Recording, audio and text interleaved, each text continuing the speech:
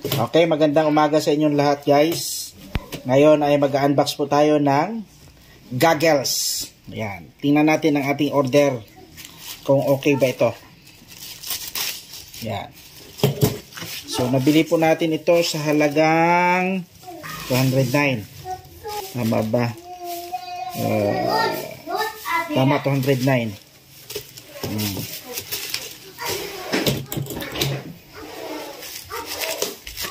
Bah, mukhang maganda yung box Nakakuan pa po siya, naka-box pa ng plastic. Okay Wow. Ganda. Kailangan natin ng kuan dito, spear gun. Para magamit natin talaga ito sa dagat pagligo natin. Kasi minsan may marami isda na liligaw dun Tingnan po natin. Saan ba ang kuan ito? Yun. Mukhang ganda. Mukhang mamahalin Wow. Ganda mga kaibigan